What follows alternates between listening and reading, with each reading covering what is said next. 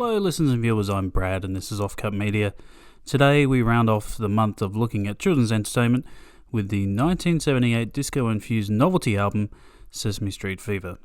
As you can see from the outset, the cover links to the John Travolta classic Staying Alive. Saturday Night Fever. On the album, Jim Henson's crew gets support from a member of the Bee Gees, Robin Gibb. If you want to create a disco album in 1978, why not have a Gibb involved?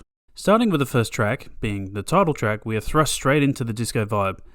You know, if you didn't know it was done by Muppets, you would swear it's just another disco tune from the era.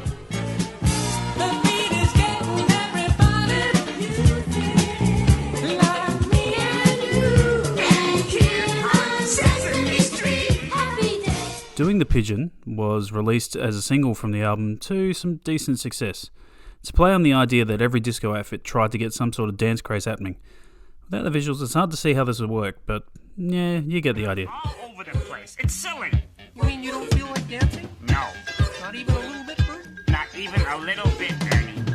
Oh, that's too bad, Bert, because now your favorite pigeon will have to dance alone. Next track takes one of Ernie's prized possessions and makes a focal point for the song Rubber Ducky.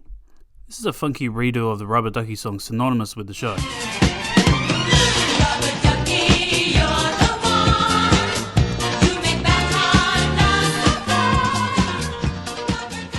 Robin Gibb gets his own song on the album and channels his innermost Oscar the Grouch.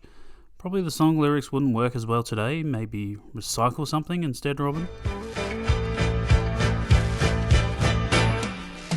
Sometimes it's lying on a beach or down an alley out of reach. Just trash, I love it. C is for Cookie is probably my favourite on the album. Cookie Monster is the best, isn't he? Song remains the same except for the more upbeat instrumental and Cookie getting some backup singers. Now me feel like eating cookies and dancing at the same time. Get down, get down. Me a cookie eating, cookie dancing. Ooh. Final track is probably the weakest on the album for me, but maybe it's because by the time you get to it, the disco vibe starts to wane.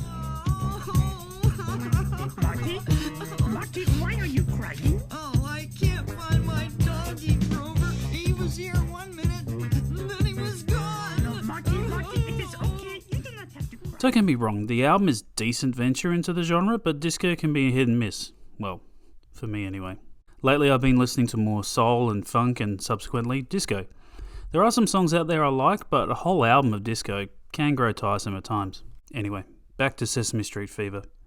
As a concept, it is a great idea, banking on the allusions to Saturday Night Fever and tapping into the disco genre. The album was seen as a commercial success, breaking into the top 100 of the Billboard charts. So it is an oddball of an album and something that really doesn't have a target audience. The children of 1978 may have listened to it differently, but I know from my first-hand knowledge of my daughter listening to it for the first time, it isn't the best Sesame Street album. She prefers Big Bird Sings. And yes, I do have this on vinyl in my daughter's collection.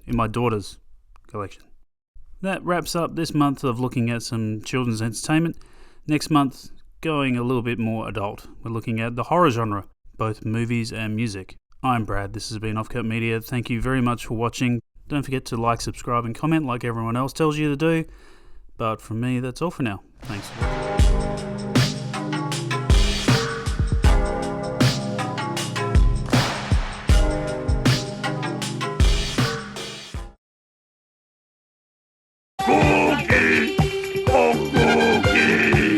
Cookie! Oh, stop music, please help me find